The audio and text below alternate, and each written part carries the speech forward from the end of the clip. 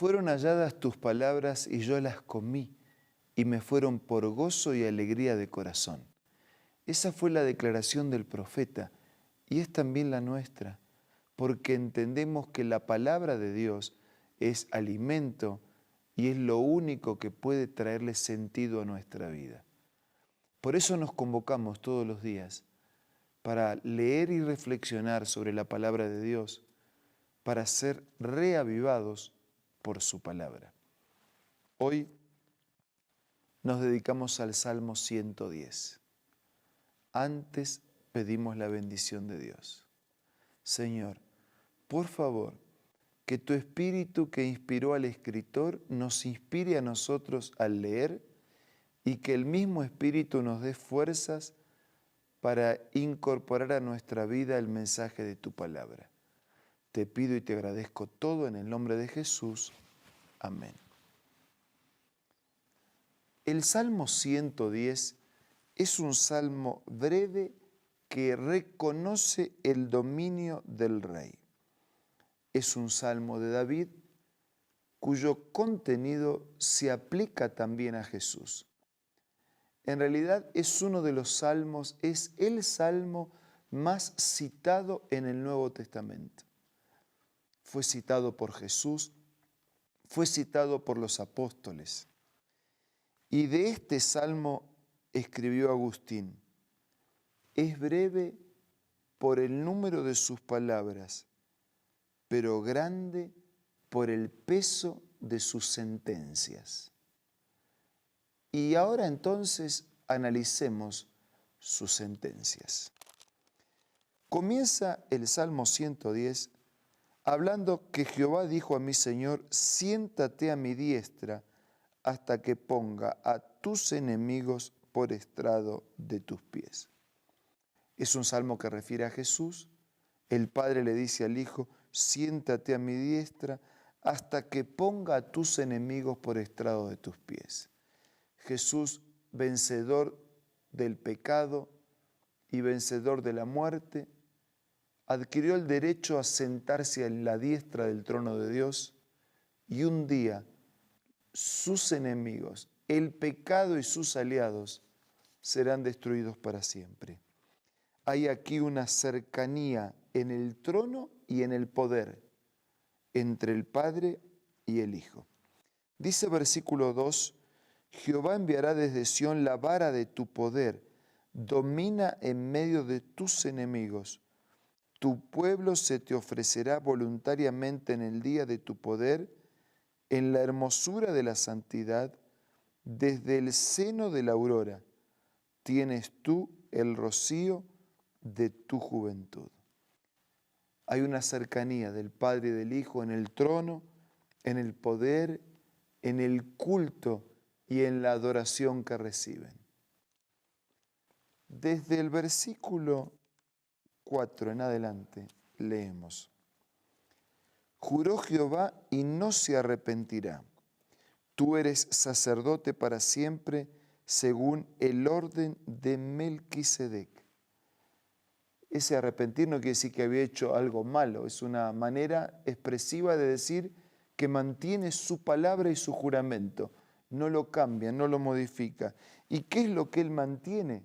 ¿Cuál es la palabra y el juramento que él mantiene? Que Jesús sería hecho sacerdote para siempre según el orden de Melquisedec. Si nosotros vamos al libro de Hebreos, vamos a encontrar una lectura complementaria de este salmo en el capítulo 7. Y allí se habla de Jesús como el sumo sacerdote. El sacerdote tenía que oficiar sacrificios por sí mismo, tenía pecados propios y por otro lado tenía una vida limitada. Algunos historiadores hablan como de una 83 generaciones de sacerdotes. Pero Jesús no tenía pecados y tenía vida propia. Por eso es que su sacrificio es completo y definitivo. Y por eso que Él actúa como sumo sacerdote en nuestro favor. Es distinto, es superior, es inmutable y es permanente. Aquí dice que el Señor había prometido y que iba a cumplir su palabra, sería hecho sacerdote para siempre. En esa declaración jurada, ese sacerdocio eterno, ese rey de paz, porque con su muerte compró nuestra paz. Desde el versículo 5 en adelante leemos: el Señor está a tu diestra, quebrantará a los reyes en el día de su ira, juzgará entre las naciones, las llenará de cadáveres, quebrantará las cabezas en muchas tierras. Del arroyo beberán el camino, por lo cual levantará la cabeza. Este Señor iba a quebrantar a los reyes de este mundo, iba a juzgar las naciones, iba a terminar con el pecado para siempre e iba a establecer un reino que nunca jamás sería corrompido. No en vano Agustín decía: este salmo es breve por el número de sus palabras, pero grande por el peso de su sentencia. No está referido a David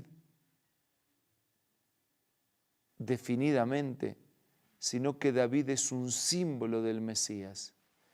Es un salmo real y mesiánico aplicado a Jesús, nuestro Redentor, nuestro Salvador, nuestro sumo sacerdote, nuestro sacerdote para siempre, que intercede por nosotros, que coloca a nuestro favor su sangre y su justicia, su vida pura y sin pecado, para que la nuestra, manchada por el pecado, condenada a la destrucción por nuestros pecados, tenga la chance de perdón y tenga la chance de eternidad.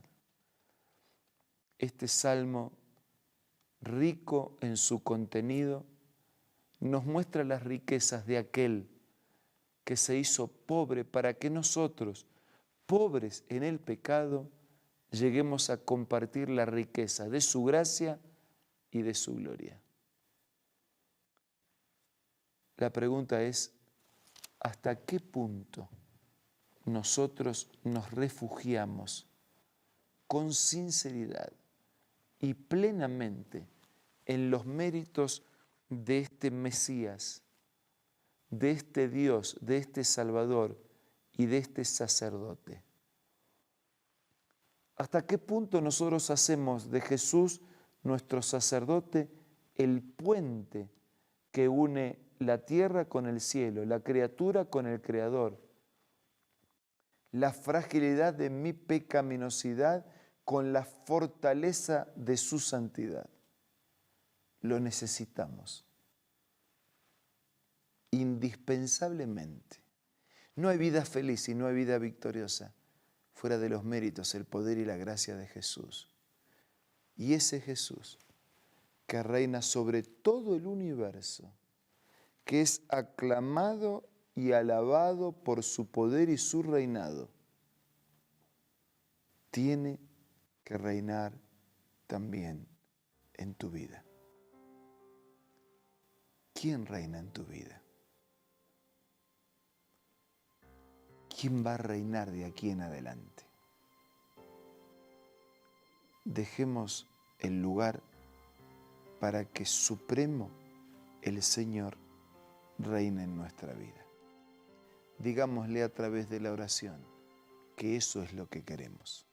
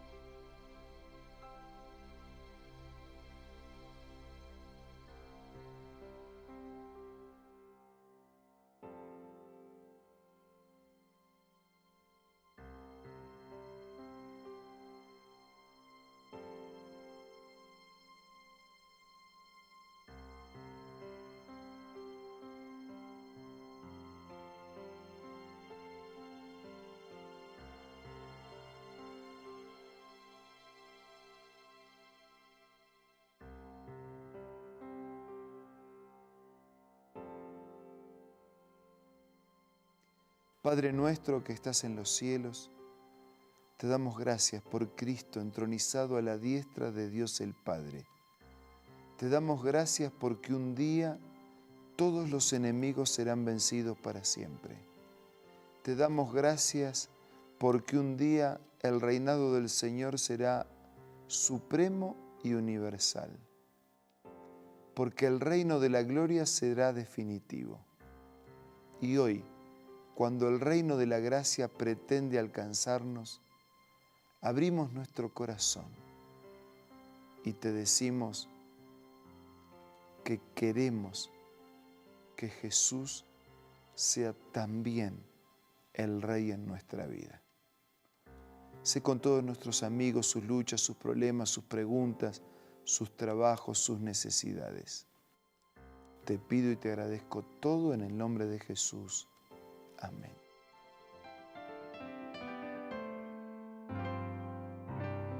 La Biblia, la palabra de Dios, es una carta donde nuestro Creador expresa su amor hacia la humanidad. Es una recopilación de textos que en un principio eran documentos separados, escritos por varias personas, todas ellas inspiradas por Dios. Primero en hebreo, arameo y griego durante un periodo muy dilatado y después reunidos para formar la Biblia cristiana. Está dividida en dos grandes secciones, el Antiguo Testamento con 39 libros y el Nuevo Testamento con 27. En la Biblia se desarrolla la historia de la salvación de Dios al hombre. En toda ella hay una línea conectora que une todo, Jesucristo. Es el personaje principal de la Biblia y el cual trae la revelación definitiva de Dios. Es considerada también el manual de nuestro fabricante. Es vital tener este ejemplar en casa y descubrir su valioso mensaje. Busca también en tu App Store o Play Store y encontrarás varias opciones. No olvides descargar también el aplicativo Reavivados por su palabra y sigue la secuencia de su lectura. La Biblia es la palabra de Dios. Muchas gracias por acompañarnos una vez más. Nos reencontramos mañana, si Dios quiere, para seguir siendo reavivados por la palabra de Dios.